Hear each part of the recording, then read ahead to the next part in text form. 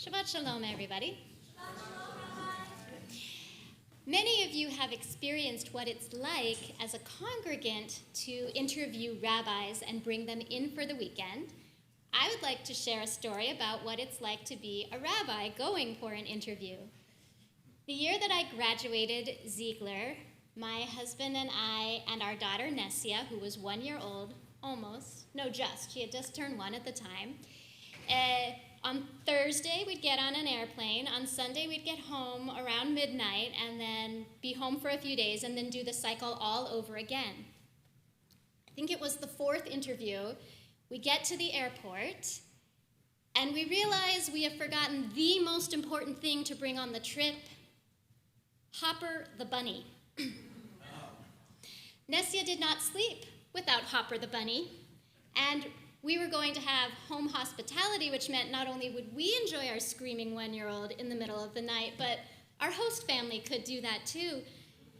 In desperation, Adib went to the airport gift shop and bought a teddy bear. I thought this will never work. As a mother, I was panicking, how am I going to get through this weekend and make a good impression and get any sleep? And as a rabbi, my thought was, well, kid, welcome to your first lesson in life that nothing is permanent. I'll tell you what happened in the end with the teddy bear, but I want to talk a little bit about this week's Parsha first, because it is about the Jubilee. It's a 50-year cycle, and we think of the Jubilee as being a celebration of freedom and redemption for land and people, but really I think the lesson of the Jubilee is learning to tell the difference between what is impermanent and what is eternal. There are 2 aspects of the Jubilee: redeeming property, things, stuff, and redeeming people. Redeeming property represents the impermanence of the physical world, place. And redeeming slaves represents the impermanence of the people in our lives. In the Jubilee year, most property, not all, but most, reverts to its original owner or the original owner's descendants. It's very hard for us to imagine an economy like this, but let's say that I sold Gary a house that was on my ancestral lands. It's really more like a long-term lease. On the 50th year, when the Jubilee comes around, and by the way, it doesn't matter whether I sold it to him in year 1 or year 49, that house comes back to me and my family, and the clock resets. Can you imagine such a thing? The Jubilee teaches us that we own nothing, and nothing is owed to us. Nothing material is permanent. We cannot count on objects to last forever. And don't we know it? Things get lost, or broken, or they wear down, or they change hands.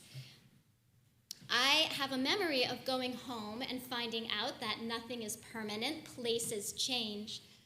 I grew up in Silicon Valley, which was originally named the Valley of Heart's Delight because it was where peaches and plums and cherries grew. Now, I was born in the late 70s, and by this time, Sun Microsystems and Apple, they were up and running. But there were still a few orchards left in the valley, and my family went to one called C.J. Olson's right in the middle of Sunnyvale. They had a little farm stand. Now, this is where we would go for celebrations all summer long. I remember baking peach pie when my little sister was born. I remember baking blueberry pies every 4th of July. But one summer I came home from college to find there was no longer an orchard and a farm stand there. No, there was a Starbucks. Places change, things are not permanent. But the celebrations, the memories that my family created by making those fruit pies in the summer, those are still with me. So what can we count on in the physical world? Joy and goodness does not come from stuff, but our 3,500-year-old tradition teaches us joy and goodness comes when we share our stuff.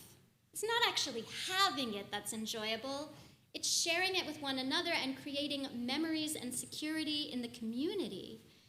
We have laws about feeding the poor, and helping our neighbors when we leave the corners of our field for them to harvest, or when we don't pick up all the gleanings as we go through cutting down our fields. It's not the material part of sharing that's important, it's the love that we express when we do it. And what about people in the Jubilee year? Slaves who have come into your possession are freed. Many of the slaves in the Bible are not actually slaves as we think of it from American history. They're more like indentured servants. If I have taken out a loan from Cliff and I cannot pay it back, I can work off my debt. And by the way, again, it doesn't matter whether it's year 1 or year 49. When the Jubilee year comes, I stop working for Cliff. He has to set me free. People aren't permanent. Neither are relationships. Ultimately, people are free to make their own choices. They come and go out of our lives. Sometimes they are taken by circumstance, and other times they choose to leave because the relationship isn't working anymore. I remember my first encounter with death. I was 5. Mr. Trueline lived across the street from me. We lived in a cul-de-sac that had many children, and if the ball went into Mr. Trueline's yard, everyone went home and hid. Except for me, I wasn't afraid of Mr. Trueline. And we became friends. Whenever he was out watering his rose bushes, I would go and talk to him. I was afraid of thunder and lightning as a child, and he told me not to be afraid because it was just God going bowling. Mr. Trueline, when he passed away, was the first funeral that I attended. I don't remember what he looked like. I don't remember every word of our conversations, but I do remember how he made me feel. People are not permanent. So what can we count on when it comes to people? Being fully present with them while they are with us. The Torah is full of stories of communal gatherings to celebrate holidays. We make Thanksgiving offerings to acknowledge babies and celebrations, which, by the way, I am not giving up on saying nice things that have happened to us this week right before Kiddush. So please think of something good that happened to you this week that you can share with the group. We also offer sin offerings when we need to make amends. People are not forever, but there are many commandments that cause us to notice and honor the people around us while we have them in our lives. The Jubilee teaches us what is impermanent: places, stuff, people.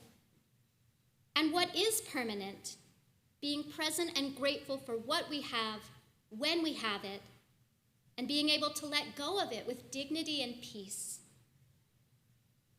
This letting go sometimes makes room for something new. So Adiv introduced Nessia to Bear Bear, and we had success, and Bear Bear is still with us today. Though I suppose someday Bear Bear may get lost or may not make it into the packing for the college dorm, because Bear Bear is a thing.